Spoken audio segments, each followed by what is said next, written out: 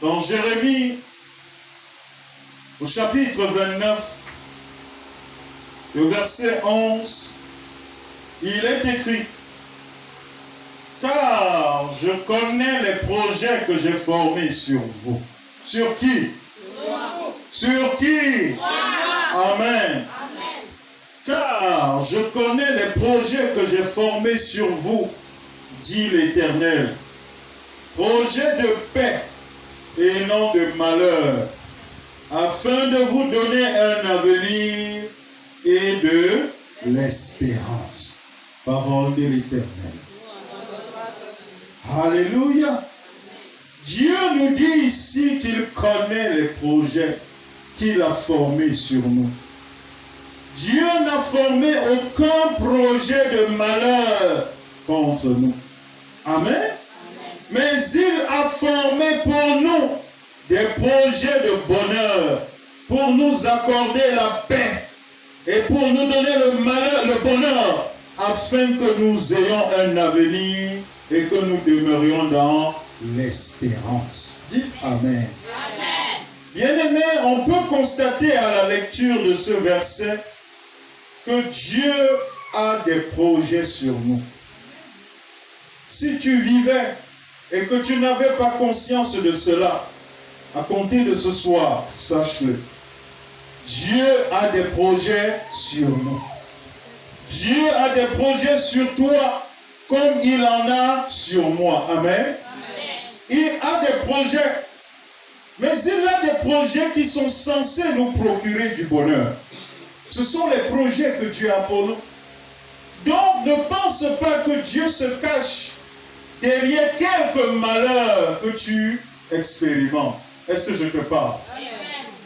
Il a des projets qui sont censés nous procurer du bonheur et nous garantir un avenir plein d'espérance. Dites Amen. Amen. Mais comme tout projet, il faut des personnes disponibles. Amen. Comme tout projet, il faut des personnes disponibles. Il faut des personnes bien équipées et il faut des personnes engagées pour pouvoir les réaliser. N'importe quel projet. Dieu a des projets sur toi.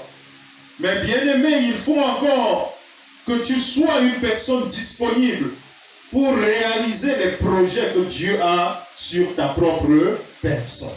Est-ce que je te parle? Amen. Il faut en plus que tu sois une personne bien équipée. Tu ne peux pas vouloir réaliser un projet, le projet de Dieu sur ta propre personne, sans toi-même chercher à bien t'équiper. Est-ce que je te parle? Amen. Et en plus, nous devons être engagés. Je veux entendre quelqu'un dire engagé. Bien-aimé, tu dois être engagé à voir les projets de Dieu s'accomplir dans ta vie. Et si tu es quelqu'un engagé à voir les projets de Dieu s'accomplir dans ta vie, c'est que tu dois aussi en même temps être révolté contre tout ce qui est contraire au plan de Dieu pour toi. Amen. Amen. Amen. Tu ne dois tolérer d'aucune manière, ce qui est contraire à ce que Dieu a prévu pour toi. Dieu dit: j'ai formé sur toi des projets de paix et non de malheur. Ça veut dire que d'une manière ou d'une autre, si le malheur cherche à te localiser, c'est de ta responsabilité de dire: toi et moi, nous n'avons rien en commun. Amen. Puisque tu connais ce que Dieu veut pour toi, alors tu ne toléreras pas que ce qui est contraire au dessein de l'Éternel s'exécute dans ta vie. Je veux t'entendre dire Amen. Amen. Alléluia. Amen. Dieu veut donc, bien-aimé, des personnes disponibles, des personnes bien équipées, des personnes engagées pour pouvoir réaliser les projets qu'il a sur eux. Amen. Mais malheureusement, Dieu cherche il cherche beaucoup, mais il n'en trouve presque pas. Il n'en trouve presque pas. Au milieu de ses enfants, Dieu n'en trouve parfois pas. Il a dit, je connais les projets que j'ai formés sur toi. J'ai formé des projets de bonheur sur toi. C'est mes projets que je veux faire. Je suis prêt à le faire. Mais est-ce que toi-même, tu es prêt à vivre le bonheur? Je veux t'établir dans le bonheur. Mais est-ce que tu t'équipes de manière à vivre ce bonheur-là? Alléluia. Je veux que tu réussisses. Mais est-ce que tu te comportes comme quelqu'un qui veut réussir? Est-ce que je parle à quelqu'un ici? C'est ce que Dieu est en train de dire dans cette parole, bien-aimée. C'est pourquoi, alléluia, je disais tantôt que malheureusement Dieu cherche et il n'en trouve pas. Il trouve très peu de chrétiens, très peu parmi ses enfants qui sont engagés activement dans la réalisation de leur propre bonheur. Beaucoup de chrétiens ne sont pas engagés à voir leur bonheur se réaliser. Les chrétiens passent leur temps à confesser. Ils disent des paroles, mais ça sort dans leur bouche. Ils ne respirent pas ce qu'ils disent. Ils ne transpirent pas ce qu'ils disent. Ils le disent, mais ils ne posent pas des actes qui vont les amener à expérimenter ce bonheur que Dieu leur destine. Beaucoup ne le font pas. Tu verras des chrétiens, ils disent Dieu va me bénir, Dieu va faire ceci, Dieu va... Ah oui, Dieu est engagé à te bénir. Mais qu'est-ce que tu fais? Qu'est-ce que tu fais pour que la bénédiction de Dieu te localise? Que fais-tu? Qu'as-tu mis en place? L'Éternel Dieu a dit dans sa parole qu'il bénira notre corbeille. Alléluia. Amen. Tu attends la bénédiction de Dieu, mais tu n'as aucune corbeille. Aucune. Parce que tu es limité dans ta pensée. Tu sous-estimes, alléluia, l'opportunité que Dieu te donne. L'activité que Dieu te demande à faire. Oh, tu dis, est-ce que je peux commencer cette activité seulement avec 10 000, ma vie change?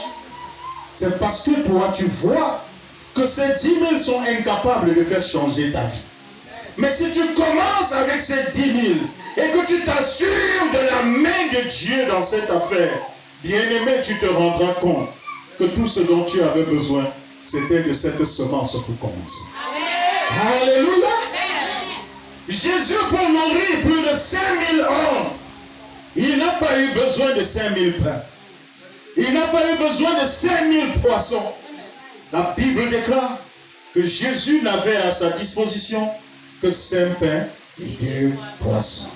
Alléluia. Amen. Il avait 5 pains, il avait 2 poissons, mais il avait la grâce de Dieu. Amen. Il avait 5 pains, il avait 2 poissons, mais il avait l'onction de Dieu. Amen.